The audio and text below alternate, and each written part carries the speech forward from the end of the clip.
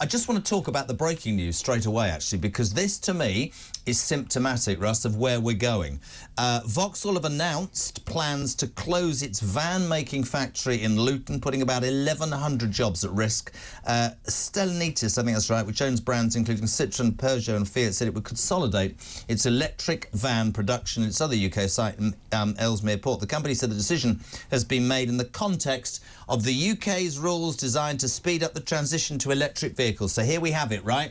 EV straight away, exactly what we thought. 1,100 jobs. This is what happens if you go for this whole climate and sustainable crap that we talk about every single day. 1,100 people losing their jobs. Well, this will invoke, I guess, pictures of that famous Conservative election ad. You remember? Labour isn't working. Absolutely. Which Saatchi and Saatchi produced a few years ago for Margaret Thatcher, if I remember correctly. That's right. So there's that, and of course the fact that there hasn't been a Labour government anywhere ever that has left unemployment lower after leaving office. We're only 5 months into this hapless, crazy, woke government, and already we're seeing not just a few job losses, but major plants closing. And honestly, Jeremy, this is Luton and vans. It's where, presumably, the term Luton van comes from. This is iconic. Luton van man. 5 months in, the Labour Party have already destroyed part of Luton, which is famous. And you look at Miliband and you think about COP29 and all that 472 officials going to Baku or wherever it was in Azerbaijan, and you think to yourself, hold on a minute, it's 1,100 people who are losing their jobs because you've decided, Starmer, ironically, that it would be much more important to have clean energy. And I was having this conversation with somebody yesterday. I don't pretend to be an expert at all. I don't understand when we've got oil and gas in plentiful supply under our ground, right, why we would ignore that and try and create other energy that isn't going to work, and we're going to have to import it at other cost. To me, that's just you're a businessman. That doesn't make any sense to anybody, does it? I'm also a bit of a car guy. I don't know if you know that. And I am probably the biggest critic of electric vehicles that probably next to only Jeremy Clarkson, frankly.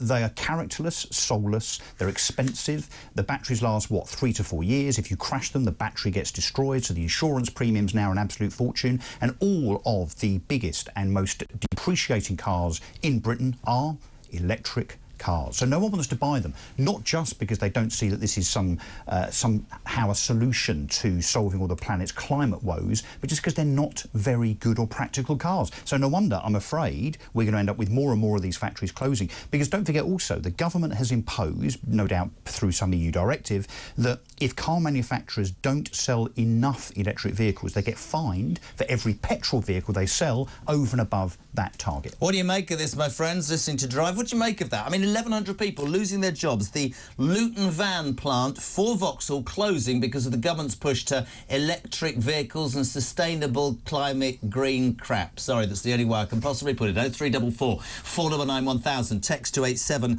222. Start your message with the word talk. It's Drive. We'll get you on, I promise you. You said something just now that was really interesting. You said that Saatchi and Saatchi, the world-famous advertising agency, for Thatcher came up with a plan that said Labour isn't working. Campaign. Yeah, well, today the Prime Minister has promised to get more people into work with reforms to overhaul job centres and more mental health funding. Brilliant. He said the government had inherited a country that isn't working, said Keir Starmer. Nothing, by the way, in this, more diatribe, nothing in this explaining how he's going to get Britain back to work. Sort of lukewarm talkings yesterday about getting people off benefit. But job centre reform, what does that mean? Well, we've undoubtedly got way too many people on benefits, whether it be sickness, whether it be the people that are off because of mental health issues. Most, I would wager, don't actually suffer with mental health issues. They're just using it as an excuse. I'm not going to. I'm not. Work. All right. So you would find me. You would find me. This would surprise you. I can look at the number of 2.8 million. There's 1 million people off work right now saying they have depression or anxiety. So I can look at 2.8 million, as I said to Ian in the handover, and say that I am really happy. In fact, I'm proud to be part of a country that says, you know what, if you're disabled or you're really mentally ill, really ill, and I was in a dark place 5 years ago, but nothing like somebody who would really not be able to function. I'm proud to pay my taxes. What I am not prepared to do, as I believe most people would agree, is pay for people to go, oh, I'm traumatised, I'm suffering from anxiety because of that, I have to be off for 6 months. So the reality reality is that now we have, particularly actually amongst youngsters, kind of any excuse to go to the doctor and say, look, I'm not feeling particularly happy about where I work, my desk position, the fact I'm not close enough to a window. I don't like the fact that the canteen doesn't open all day. I don't like Jane that I sit next to, you know, in the accounts department. And guess what happens? Rachel in the accounts department. Rachel, indeed. Well, that's in the call centre, which is where she belongs. Rachel Thieves. 95%, not a statistic just plucked out the air, but true. 95% of the time, doctors will just sign these people off. Yeah. Actually, I mean, doctors aren't necessarily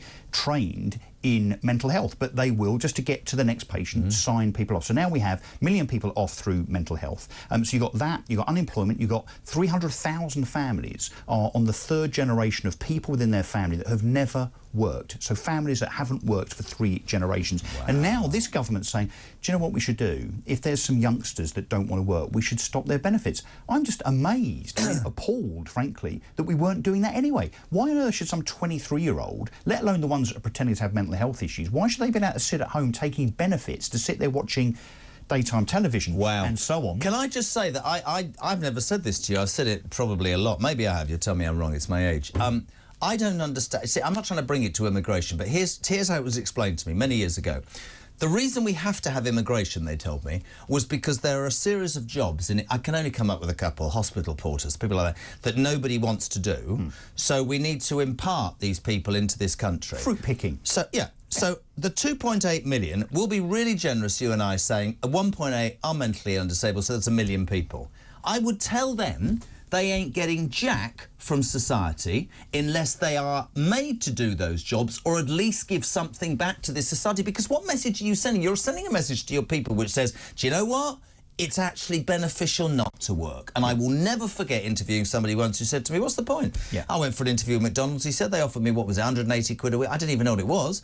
He said I get £11 more doing absolutely jack. It was never meant to be that much of a I think it's disgraceful, benefits should be temporary. Yes, they should be there for people that genuinely need them long term. The long term, genuinely sick, by way of a proper test. Yes, of course they should. And you know those people get more mad than you and I. You do know the genuine people get really hacked off before all the people phone up and go, oh, you're saying that. No, genuine people, you should have benefits forever, but I bet they are. Let me know if you're... Here's the thing. If you're on long-term benefits for a really good reason, what do you make of people who are plundering a system that allows them to take the mickey? 0344 499 1000. I think that's quite relevant. Yeah, no, it is. So we've got a society that is too easy on benefits, it's too easy to get benefits, it's too easy to have benefits in the long term. And then we've got a situation now where, of course, this government has decided to bloat the public sector in terms of the amount of people in it. That's going to grow and grow and grow, and indeed the amount of money that's paid to people in the public sector, whilst at the same time squeezing the private sector, increasing national insurance contributions for businesses, squeezing everybody else that they see as somehow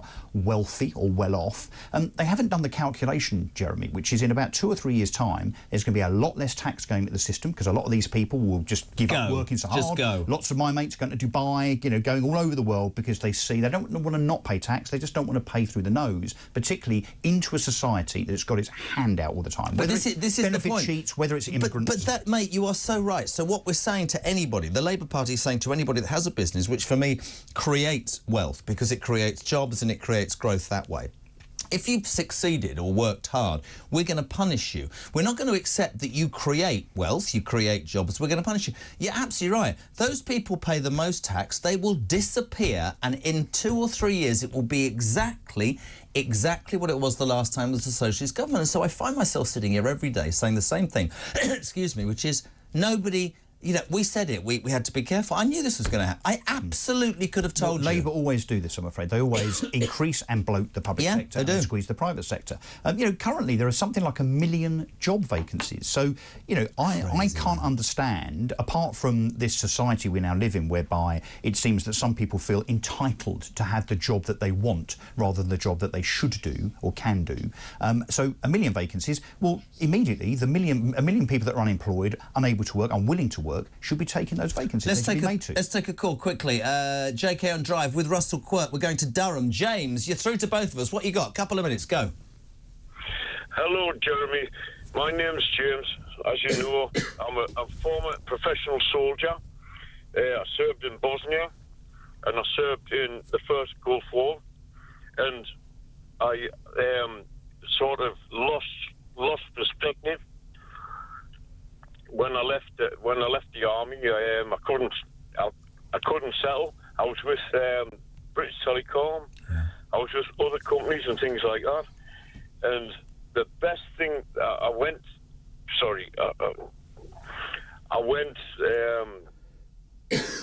You're all right, mate. Take your time. No, yeah. I suffered from PSD. PTSD. Yeah. I suffered from that, and the best thing that ever happened to me, Jeremy, was when I got a job. Good man. Can I say something? Can I say something? And fair play to you. I've always hated television and radio shows that assume that anybody should come on and be clipped. This man is real. I really appreciate you coming. This man's given his all for our country. This man's fought for our country. Has been left with the impact of that. Now that's a real mental health illness, and I bet he got jack. But I bet you can arrive and moan about something on a boat and get far more than James. James, you are the reason that I will never stop ranting, because people like you are what this country is about and should be protected and helped. And I absolutely take my hat off. You will as well, Russ, right? Yeah, 100%. And look, we hear stories all the time, don't we, about veterans being on the street, veterans just being kind of shunned by authorities. But he never had any handouts from anybody. And at the same time, spending £8 million a day on asylum seekers that come along. And now, it seems, not only are you getting free accommodation, free food and so on, they're now getting free private medical care. And he just said, he PTSD, really nervous to come on, but great to put him on, right? Well done, because that's real. I hate all those people who go, oh, he was... It's a real guy who's seen things that none of us should and probably could or would ever see. Yep. It's impacted his life. But he got off his backside, Russ, and he went and got a job because probably the system gave him nothing. But along with pensioners, is there a demographic or an element of society that we should respect and support more than veterans? I mean, surely, honestly. We move on. Thank you, James. Make a call, whatever you want to talk about. We've already discussed how Vauxhall is closing its van plant in Luton because of this move towards electric vehicles. Thank you, you idiot, Keir Starmer. He's on the front foot today saying he wants to get Britain back to work. We're not quite sure how, but there we go. Sorry, Rachel Reeves was only saying yesterday, literally... I didn't listen, I just had the sound off. She bores me. Less than 24 hours ago, Jeremy, Rachel Reeves was on her feet at the lectern talking about how her budget was a budget for jobs. 24 hours later, Vauxhall announced 1,100 job losses. You couldn't make it up. And the CBI yesterday said that it was absolutely not about jobs. It was a catastrophe and it would end to major problems. And you know when people are doing the whole speech thing and they're reading it and there's pause for applause, she did that a few times. Guess what? There's no applause.